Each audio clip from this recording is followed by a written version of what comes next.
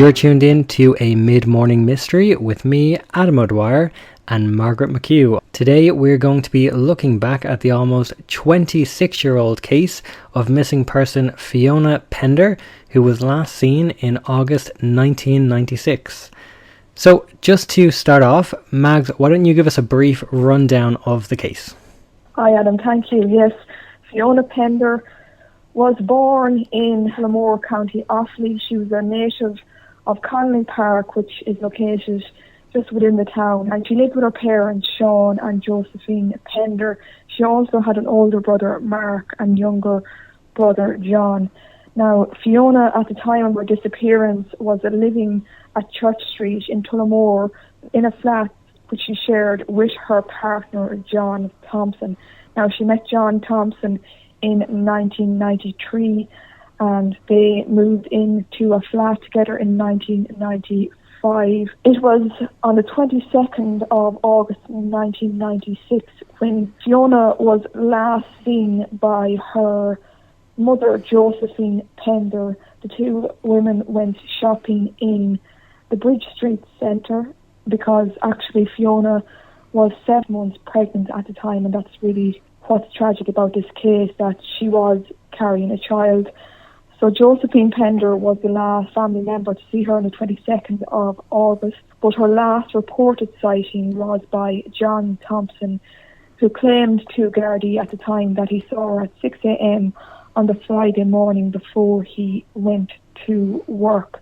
Now, what's, I suppose, interesting about this case is that Gardaí didn't start looking into this case until the Monday. Now, the Pender family and John Thompson went to the Gardaí on the Saturday and notified Gardaí that Fiona was missing, but due to the fact she was an adult, the Gardaí did not maybe take it as serious as they should have, because, you know, this 48-hour thing in law where a person or an adult who seemed to be capable, basically the family are told to wait 48 hours, but that's before the Gardaí will look into the case properly.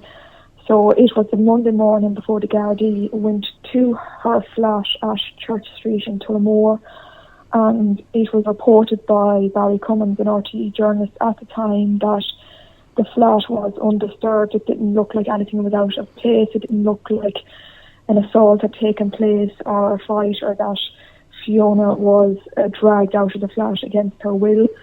So basically, it really was a mystery. The Gardaí were starting an investigation and they didn't seem to have any leads back in 1996. I suppose just one thing to make clear about the Gardaí, they have released their procedure in terms of how they treat missing people, and because she wasn't seen to be in any danger of suicide and there was no signs that there was any struggle, that would be maybe why it wasn't taken as a high priority. If she had been a child or someone with a history of mental illness, they would have probably acted a lot quicker. Indeed, yes, and the family over the years have said they've been grateful for the Gardaí's help, but at the time of her disappearance they did say that they felt maybe the Gardaí should have acted quicker, because there was a time frame of 48 hours lost in the investigation. So I suppose they feel that maybe if that 48 hours wasn't lost, there would have been evidence found, or at least a clue as to what had happened to Fiona. Now, in 1996 and 1997, according to the Irish Times and information in the public domain, John Thompson and his family members were arrested several times for questioning in relation to Fiona's disappearance. And at the time, in 1997, Mr. John Thompson, her partner, was very critical of the Gardaí, and he said in a statement that the Gardaí had not taken sufficient action and did not act quickly in their search for the missing woman. Now, Fiona would at that stage have been 26 years of age when he was questioned in 1997,